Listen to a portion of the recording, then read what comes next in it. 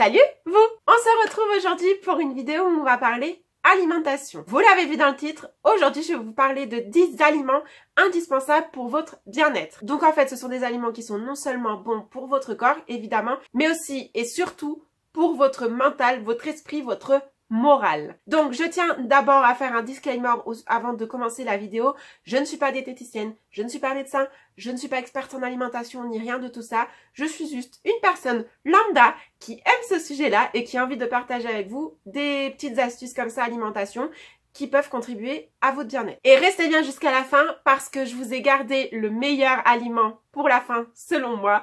Donc voilà, si vous voulez savoir de quoi il s'agit, restez bien jusqu'au bout. Alors, premier aliment, ce sont les lentilles. En effet, les lentilles sont tout d'abord riches en glucides. Or, les glucides, ce sont l'énergie du corps. Donc, c'est ce qui va permettre de stimuler l'organisme, de lui donner de l'énergie, du tonus et donc contribuer à sa bonne humeur parce que forcément, si vous avez de la bonne énergie, vous êtes de meilleure humeur plus facilement en tout cas.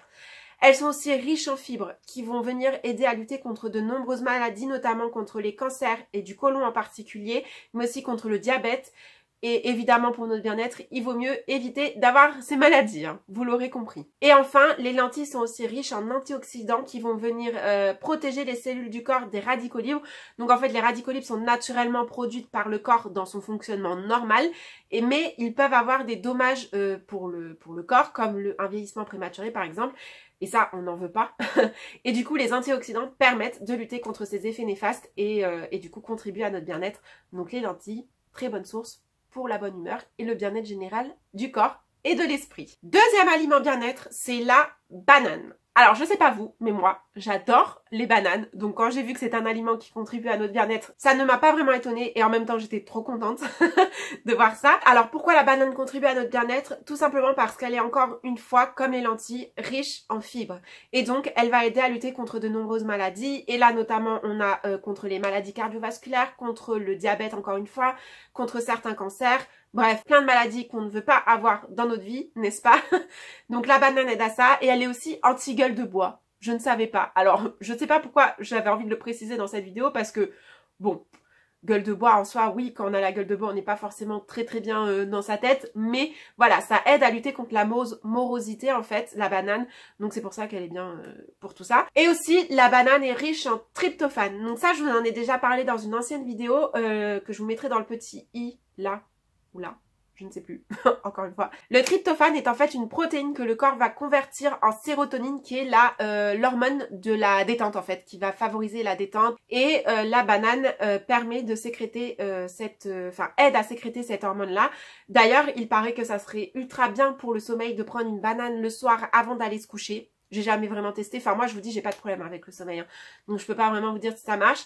Mais à ce qui paraît, ça aiderait à dormir. Donc, voilà. On comprend pourquoi elle est bien pour notre bien-être. Et elle est aussi riche en vitamine D qui aide à détendre le système nerveux. Et d'ailleurs, je voulais vous partager un petit truc qui m'a fait rire quand je me suis renseignée pour cette vidéo sur la banane.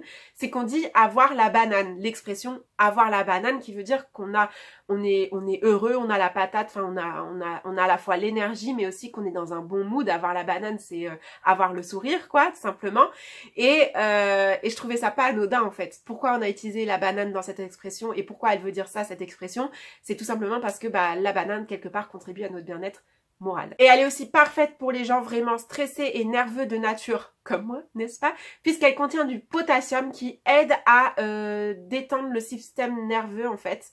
Le potassium aide à ça et du coup c'est pour ça aussi qu'elle est idéale pour se détendre. Troisième aliment bien-être, c'est le soja. Donc là, tous les végétariens qui me regardent vont être contents que je leur dis ça, même si vous le saviez peut-être déjà.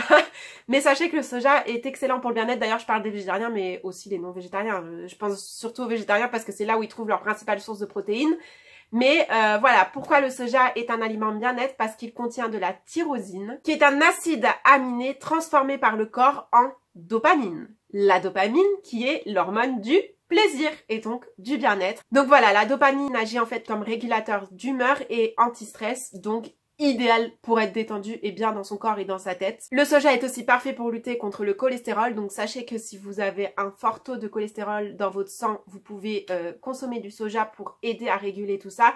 Mais je tiens quand même à poser un petit disclaimer là sur le soja. Faites attention quand même à ne pas consommer trop de soja parce qu'il vient perturber les hormones à trop forte dose, donc il faut pas en abuser non plus. Moi je vous conseillerais d'en manger environ une fois par semaine, c'est bien, pas forcément plus. Mais voilà, faites juste attention parce que ça peut avoir des effets un peu pas top quand même le soja. Donc ça peut être à double tranchant niveau bien-être hein, finalement.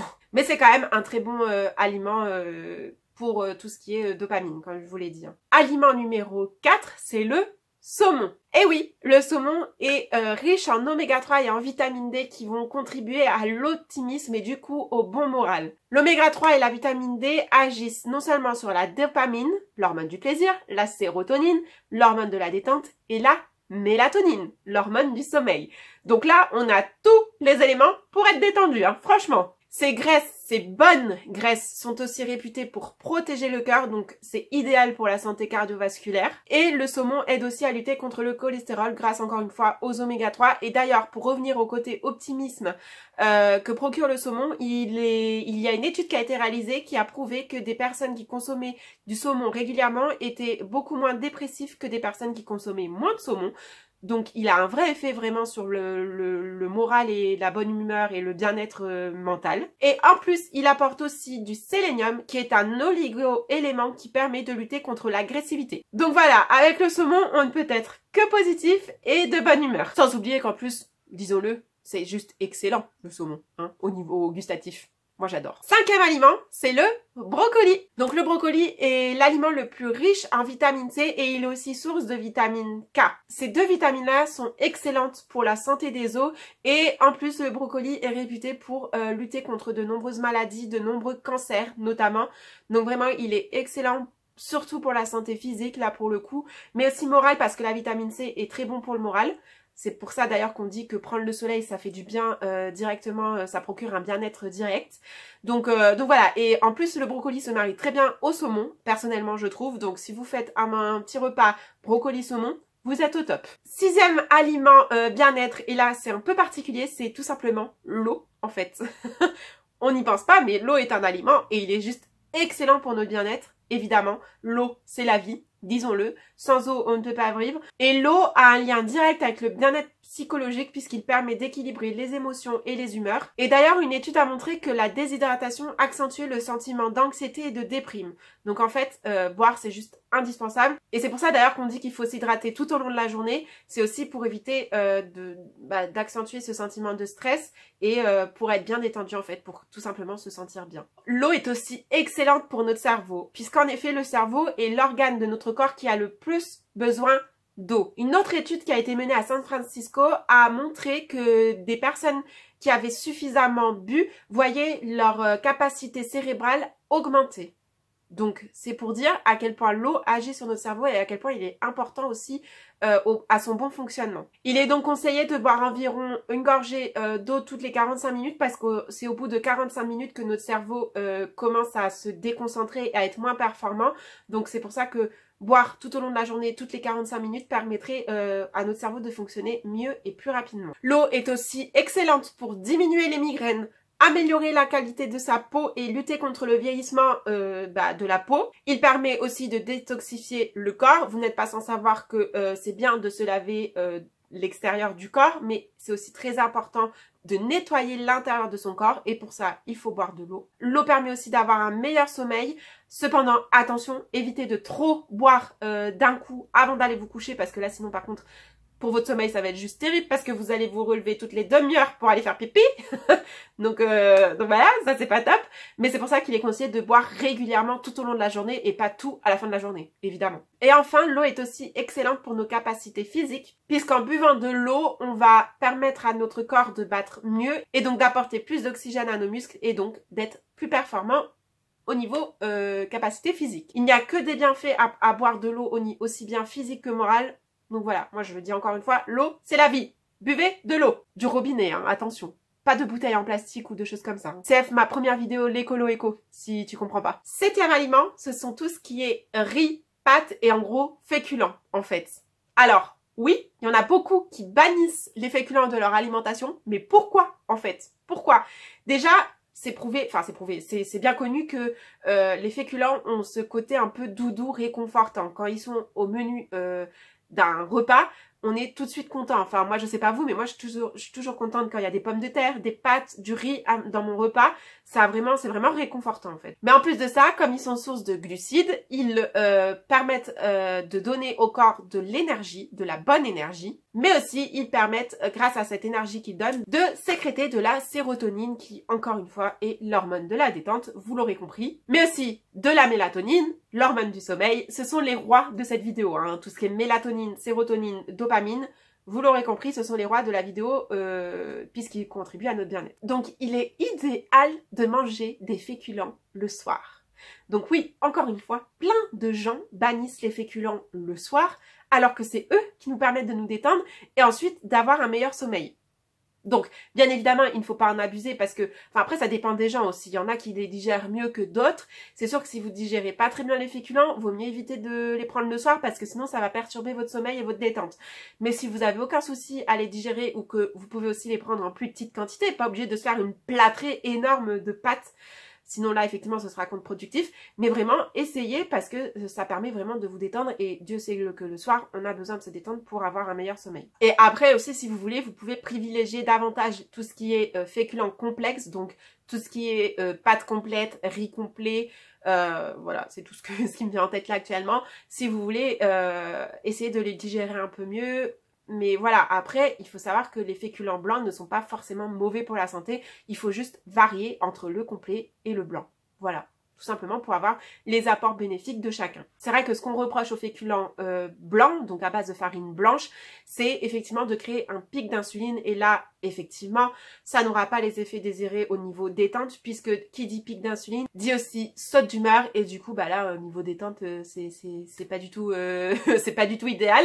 Mais voilà, c'est vrai que tout ce qui est farine complète va permettre d'être assimilé plus lentement et donc d'éviter ce pic d'insuline, donc c'est mieux pour le soir. 8e aliment, ce sont les graines de sésame. Encore une fois, les graines de sésame aident à tout ce qui est bonne humeur puisqu'elles permettent de sécréter de la sérotonine et de la dopamine. Elle est riche en vitamine B6 qui va du coup aider à sécréter tout ça. Encore une fois, une étude aurait démontré qu'une carence en vitamine B6 entraînerait davantage d'irritabilité, d'où l'importance de consommer sa vitamine. Pourquoi pas avec les graines de sésame. Et petit bonus, les graines de sésame aussi sont riches en antioxydants qui aident à lutter contre les radicaux libres, vous l'aurez compris, et qui du coup aident à lutter notamment contre le vieillissement prématuré, tout ça. Donc c'est toujours mieux. 9e aliment, le poivron, et notamment le poivron rouge. Pourquoi? Parce que le poivron rouge permet de faire le plein de vitamine C. C'est une excellente source de vitamine C, et la vitamine C est indispensable à notre organisme. Elle possède des antioxydants, elle permet de lutter contre de nombreuses infections, mais surtout elle contribue à notre bonheur. Encore une fois, je vous l'ai dit,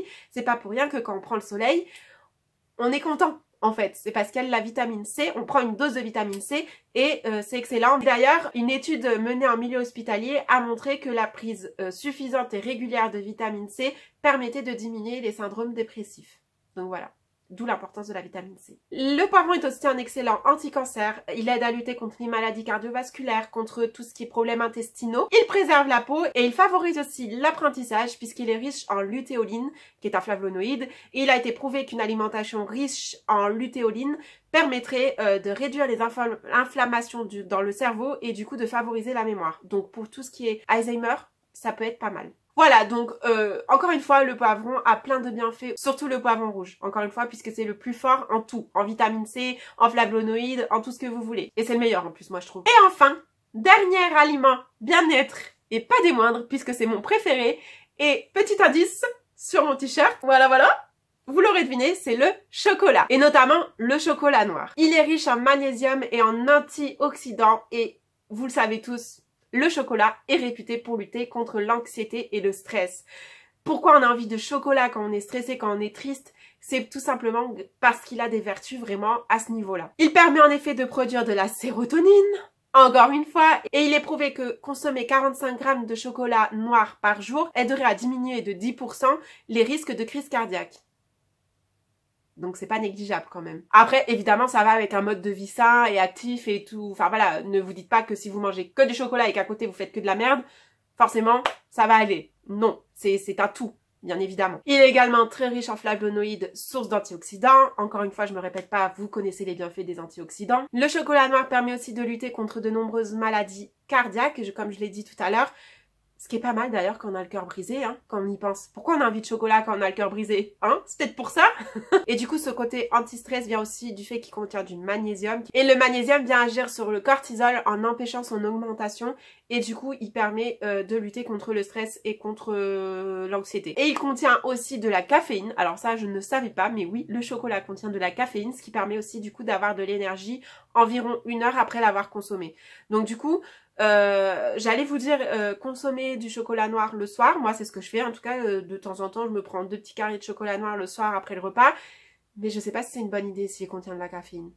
Mais bon, faites-vous plaisir en fait. C'est ça, tout simplement. Donc voilà, c'est tout pour mes 10 aliments bien-être. Donc vous l'aurez compris, qu'est-ce qui fait que ces aliments sont liés au bien-être? C'est tout simplement parce qu'ils contiennent du tryptophane, qui est un élément qui permet de produire de la sérotonine, de la mélatonine et de la dopamine. Alors pas tout ça forcément en même temps, c'est pas toujours lié qu'au tryptophane. Mais voilà, tous les aliments que je vous ai présentés aujourd'hui, sauf l'eau, contiennent du tryptophane. Donc ça explique que ce sont des aliments bien-être. Mais je tenais quand même à rappeler une chose essentielle, c'est que pour se sentir bien, aussi bien physique que moralement, le plus important, c'est juste de se faire plaisir. Arrêtez de chercher toujours à manger des choses qui vont vous faire maigrir, perdre du poids, qui sont soi-disant saines, healthy. Alors oui, il y a des aliments qui sont plus healthy que d'autres et dont vous pouvez abuser plus que d'autres au niveau santé et poids. Mais la base de la bonne santé physique mais aussi morale, hein, du coup, vous l'aurez compris, c'est quand même de varier ses repas et de manger de tout. Même les aliments considérés comme ultra gras ou mauvais ne le sont pas tant que ça en fait. Si vous en consommez à petite dose et que ça vous fait plaisir, c'est aussi bon pour vous, en fait, à partir du moment que ça vous fait plaisir. Et il faut savoir que si vous privilégiez pas votre plaisir dans l'alimentation, au bout d'un moment, ça n'ira pas, en fait. Physiquement, je veux dire aussi. Vous ne pourrez pas aller bien physiquement si mentalement ça ne va pas. Donc voilà, je voulais rappeler ça quand même à la fin de cette vidéo, faire ce petit disclaimer parce que pour moi c'est le plus important, c'est de manger, certes pour se faire du bien à l'intérieur de son corps, mais aussi mentalement, là-haut. Donc voilà, j'espère que ça vous aura plu. N'hésitez pas à me dire en commentaire, vous, quels sont vos aliments préférés qui vous font le plus plaisir à manger. N'hésitez pas aussi à partager cette vidéo, à vous abonner à la chaîne si ça vous a plu. Et puis bah, quant à moi, je vous retrouve très vite dans une prochaine vidéo.